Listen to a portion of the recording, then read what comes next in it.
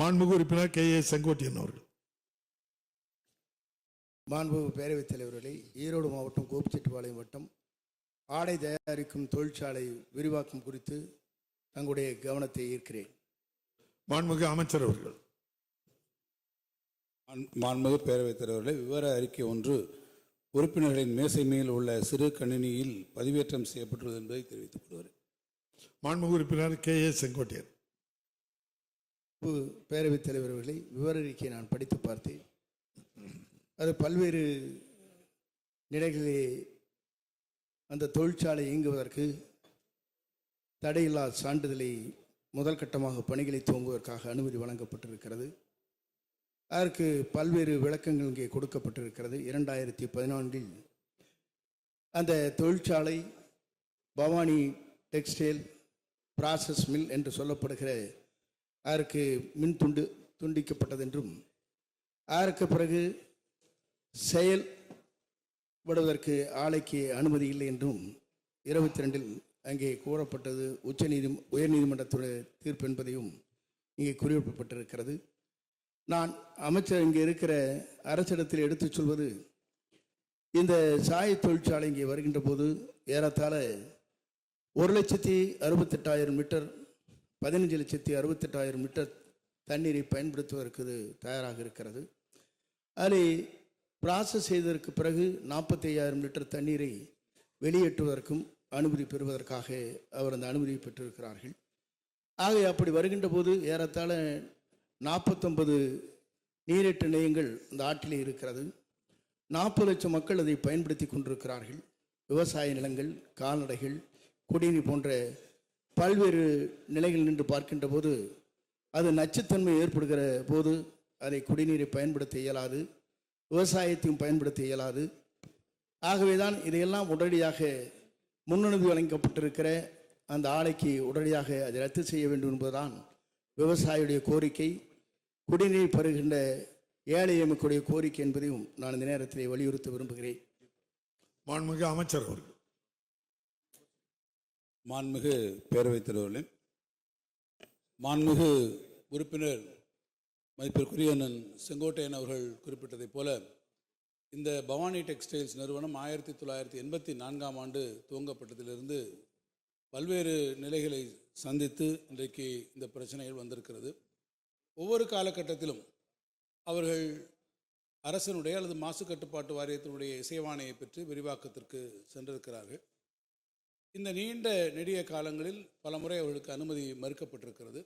இறுதியாக அவர்கள் கோர்ட்டுக்கெல்லாம் சென்று அதற்கு பிறகும் கூட இறுதியாக அவர்களுக்கு அந்த இசைவாணை வழங்கப்பட்டிருக்கிறது. இருந்தாலும் நம்முடைய மாண்புமிகு உறுப்பினர் செங்கோட்டையன் அவர்கள் இந்த மன்றத்திலே அதை ஒரு கேள்வி வாயிலாகவும் எழுப்பி இதற்கு உடனடியாக தீர்வு காணக்கூடிய வகையில் அந்த இசைவாணைகளை ரத்து செய்து விரிவாக்கத்திற்கான எந்த விதமான இசைவினையும் அளிக்கக்கூடாது என்றும் அவர்கள் தெரிவித்திருக்கிறார்கள்.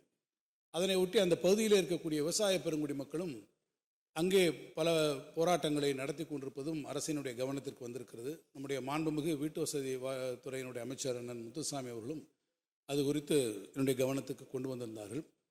அந்த பவானி பகுதி, அந்த ஆற்றினுடைய கரையில் இருக்கக்கூடிய விவசாய பெருங்குடி மக்கள் அவர்களும் முக்கியமானவர்களெல்லாம் வந்து நம்முடைய மாண்புமிகு முதலமைச்சர் அவர்களை நேரிலே சந்தித்து இந்த பிரச்சனையை அவரிடத்தில் எடுத்து சொன்னபோது முதலமைச்சர் அவர்கள் ஒன்றை மிக உறுதியாக அவர்களிடத்தை தெரிவித்திருக்கிறார்கள்.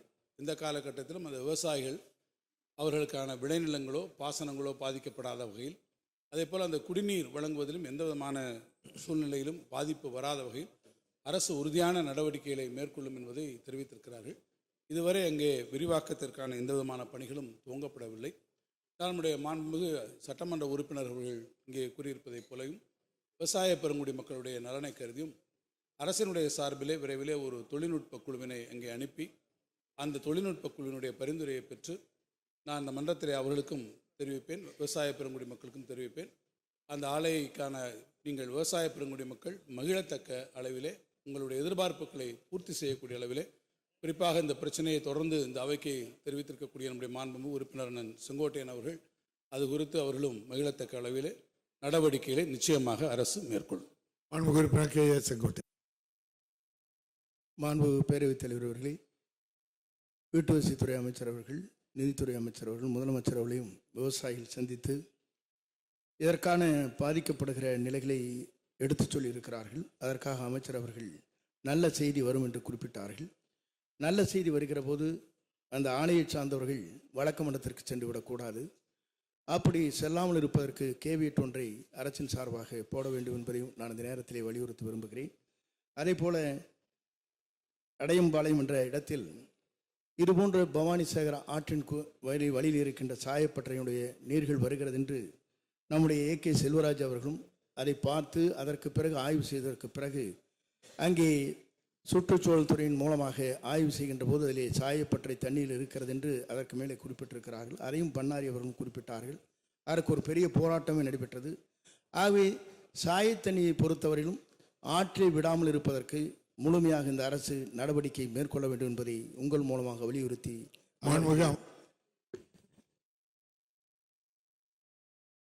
மாண்புமிகு பேரவைத் தலைவர்களே, மாண்புமிகு உறுப்பினர் செங்கோட்டையன் அவர்கள் சொன்னதைப் போல அது நல்ல செய்தியாக அமைய வேண்டும் என்கின்ற காரணத்தினால்தான் நான் சட்டமன்றத்திலே நேரடியான ஒரு அறிவிப்பினை வெளியிடவில்லை. என்றால் சட்டமன்றத்திலே நான் லீடிங்காக ஒன்று சொல்லிவிட்டால் நாளைக்கு அவர்கள் நீதிமன்றத்திற்கு செல்கிற போது அது பிரச்சனைக்குரியதாக இருக்கக்கூடும் ஒரு வாய்ப்பு வந்துவிடும். எனவே தான் ஒரு தொழில்நுட்ப குழுவை அனுப்பி அவர்களுடைய பரிந்துரையில் நாம் நடவடிக்கைகளை மேற்கொண்டால்தான் அது சரியான முறையில் இருக்கும்.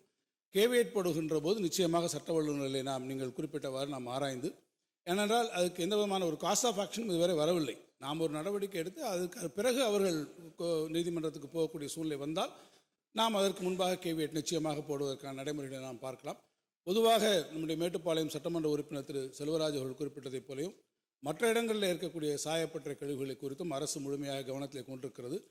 எந்த இடங்களிலும் சாய கழிவுகள் ஆற்றிலே கலந்து ஆற்று நீரை மாசுபடுத்தக்கூடிய இந்த செயலை அனுமதிக்க முடியாது. அதற்கு உரிய நடவடிக்கைகளை நீங்கள் மேற்கொள்ள வேண்டும் என்று நான் நம்முடைய மாசு கட்டுப்பாட்டு வாரிய அதிகாரிகளுக்கு அறிவுரை வழங்கியிருக்கிறேன்.